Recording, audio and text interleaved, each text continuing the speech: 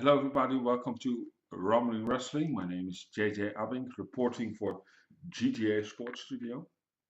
And today we're going to look on the who were the best in 2017. I made a little list.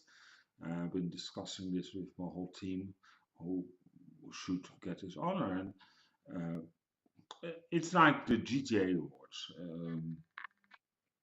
The GTA Awards were last year outranked, and they we're redesigning, and next year we're going to give a full blast back to the GTA Awards. So this is a new form, but it's not official the GTA Awards, but it's just that we make the team decision. Next year it will be up to you guys to decide. All right.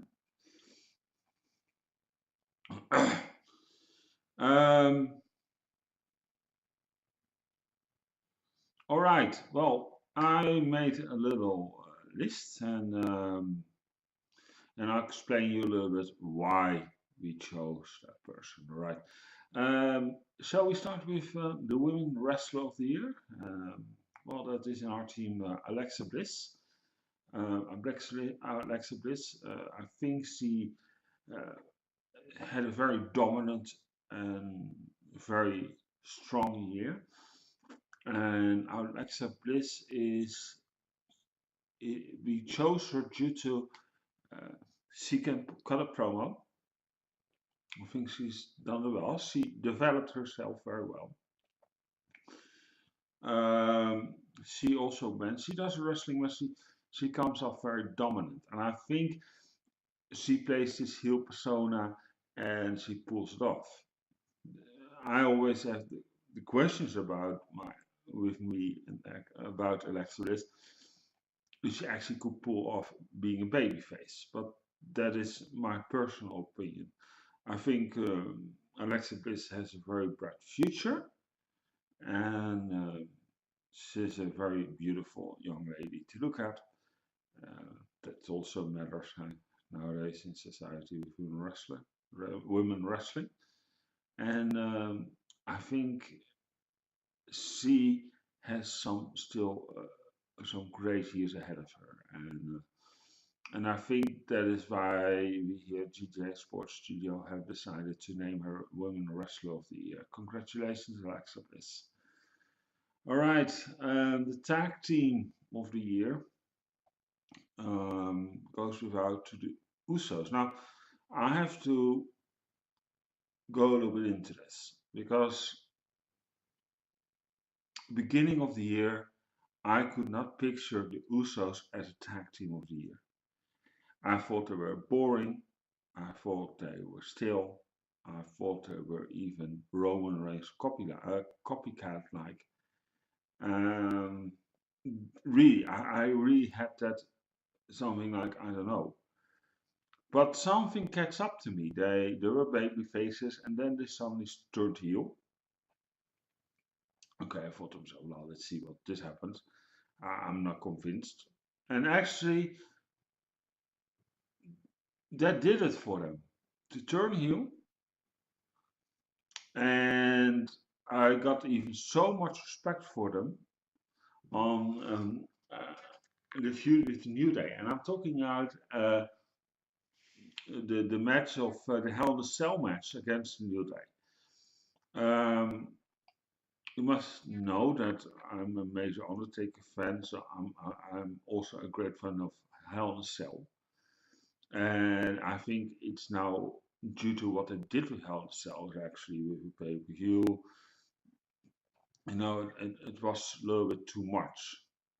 But how they did that, uh, after that, how they cut promos, everything fell into place. I got so much respect for the Usos, especially after that Hell in a Cell match. They really got me something like, yes, finally. And since that moment, I had something. I was actually starting even looking forward to see them wrestle on SmackDown or even on the pay-per-views. And they made a little bit something like, yes, finally. You know what I mean? So the Usos for us will be the tag team of the year. Talking about the Usos, because they fall in our event this year two times in the winner. And that is, as I told you before, the match of the year. And that was the match of the year, the Usos versus the New Day in the Hell in a Cell match. And what was so great about it? They really, what I think if you do a Hell in a Cell match, is you have to utilize the cell itself. You have to use it. And that was perfectly done. Also, my grant goes towards New Day for that. With candlestick, putting in someone into a corner, getting rope together, stick them to a corner in a hell in a cell with candlesticks. Never seen it before. But, oh my God! I thought, that was smart. That's never seen before, never done before. And I think that was brilliant. They came up with new things what you could do in a Hell in a Cell, and I think that is great. That how long the cell has been around, that they still could come up with ideas that never been done before. And my hats up to you. Really, I really enjoyed it, and felt to my something. Yes, you know what I mean. I really enjoyed that match, and I'll be honest, I'm still watching that match from time to time back. So that was for me the match of the year. Congratulations, Usos and New Day. Um, yeah, and then the comeback of the year. Um, and that is only one thing I can imagine. There were some comebacks. Okay, yeah, that's great. For example, like Paige, that was interesting. But even though it was nice and that I'm glad she's back, the comeback of the year was, of course, on WrestleMania 33. Um, the Hardys. We were aware that they would go back to WWE. We knew they would come. And we were informed already that it would happen on WrestleMania, but they kept denying it. But they were also in Orlando, coincidental, you know what I mean? But still, when the New Day came out to say, hey, it's going to be a four-way tag team match, then you knew. And um, it felt for me a little bit nostalgia, actually, remembering. And that is the thing. When I watch wrestling, I also want to feel, something towards. I want to have feelings come out to me. And I always enjoyed that WrestleMania, for example, is special for that. It gives that extra feeling, that WrestleMania feeling, and that I definitely got with the Usos, of the Hardys, and um, when when uh, when the Hardys came out, I I felt um, I felt something like I can remember, and my memories went back. For example, the ladder matches they had with Edge and Christian and Team 3D, and you know what I mean. All that came back. Remember, for example, when Jeff Hardy was hanging uh, uh, uh, on the championship belt, and Edge speared him from a ladder through in the air, high in the air. These moments, and actually that moment it came back to me when I just heard that music. All that is for me why I watch wrestling, to keep remembering, to keep and being entertained. And that moment when the Hardys came out, oh my God. And I felt a little bit like a little kid again, I'll be honest. Long time ago about that. So that's for me the comeback of the year, because that really paid off for me. And I'm very happy that um, they're doing well, and I like to see that now. Finally, Matt Hardy is going to pick up with um, the the lead character, and I hope soon also Jeff will be soon back. He's on off leave now due to surgery, and I hope he's doing well with recovering. And I look forward to see him back into the wrestling ring soon. Then the wrestler of the year, and I can't other go with than AJ Styles. Um, and that's the thing, AJ Styles can do a very good promo. He can talk. He can.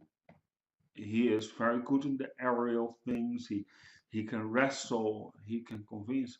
If you've seen also this guy, how great matches he had this year. For example, with Brock Lesnar or with John Cena. Um, and I believe this AJ Styles is a guy, then he can make you look like gold in the ring. And I think nowadays already, if I see AJ Styles coming to the ring for a wrestling match, I know it's going to be great.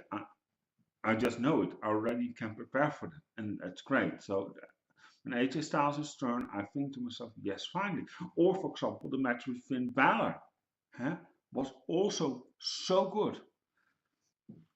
Um, and I had something, yes. Oh, finally, it felt to me, um, finally something, finally is this, um, so, um, he's put some over, and that was the best thing for me in 2017. Sorry about that. All right, and then the moment of the year, and that was very emotional for me. And I have to take you a little bit back now in history before I go to announce this to the moment. Um, People who know me, I um, I've been grown up with the Undertaker. I've been seeing his debut on the Survivor Series on the 22nd of November on my birthday, on my 50-year-old birthday. He made his debut. And when he made his debut, I thought to myself, "Oh my God, this feels so right. There was something about him. And even though I thought to myself, this character is not going to last for long, I really had that feeling at the time, and I thought, but let's enjoy this guy. And when I saw him wrestling, he was amazing. He's this tall guy, over 300 pounds, doing these aerial moves, walking on the top of the ropes, uh, you know, looking also like the undead, if I may say so. Um, Being this great wrestler, and he had it all, and he grew out. And I was wrong on one thing, that his career would last that long. Let's be honest, 27 years, and that felt great. And people, I may be honest, I had so much connection with this character. If I had a bad day, I would sit down and watch an Undertaker match. I felt great again. I felt like I could conquer the world again. Um, if you saw the review of also WrestleMania, I was so emotionally done when he laid his hat, his trench coat, and his gloves in the ring and left the ring. And even though it's not confirmed ever by Mark Calloway or aka The Undertaker that it is his retirement, he didn't say a word. He kept he just left, and that was amazing, and that what I also do like about the Undertaker, the mystique behind the Undertaker. Um, the match against Roman Reigns was terrible. I didn't like it. I thought it was one of the worst WrestleMania matches he ever had. But the Undertaker means a lot for me. I was there at WrestleMania 25 to see the match against Shawn Michaels. As I said, if I had a bad day, I would watch a WrestleMania match to feel great again. Um, I've seen The Undertaker several times live. What is an experience itself? Um, um, he is a legend. A legend we'll probably never see again in this business. And everybody says, "Oh, The Undertaker," and everybody knows who we're talking about. And that's why I want to. And if you saw the review I did for WrestleMania, I tears came gushing down my face. I really had problems to do a WrestleMania recap. I was so emotionally done, and that's also not only because of the comeback of the Hardys, but also on the retirement of my favorite wrestler of all time, and that's The Undertaker. Um, I think if he's really retired, and that is, I'll be honest, I have peace with it. I think he's also the best. He's not the youngest anymore. All the injuries he had, all the surgeries he had. Um, it's time that he let it go. I know from Mark self that he is very passionate about wrestling, and he found it's still an honor. He wants to keep as long as going. I understand that. Also due to the character, I can understand that. But it's slowly time that it's been put to rest, and I think it's best how he did that. And I hope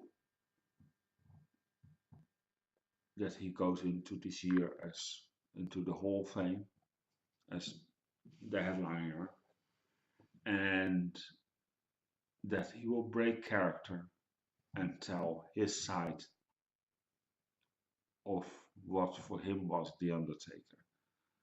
That I'm looking for. But the moment of the year for me goes to the retirement of the Undertaker when he laid his hat, his trench coat, and his gloves into the ring and left. And I want to leave you for that. I want to thank everyone. Also, maybe a personal note to the WWE for a great wrestling year, but also our wrestling followers to follow us here on GTA Sports Studio. And I hope to keep you doing that in 2018. I want to wish you everybody already a happy new year, but I also want to wish everybody a Merry Christmas. And I'll probably do a vlog before the end of the year, but you know what I'm saying? Um, let me know in the comments what you think. Who do you think was the wrestler of the year? And who do you think who was the women's wrestler of the year? Tag team, match of the year. What was your moment? And what was your comeback moment of the year? Anyway, I hope you do like the show, and please subscribe. We really need subscribers. And yeah, um, uh, thank you so much for watching, and I hope to see you soon.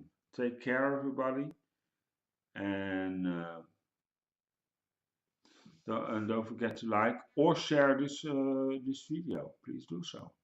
Take care. My name is JJ Abbink for GTA Sports Studio.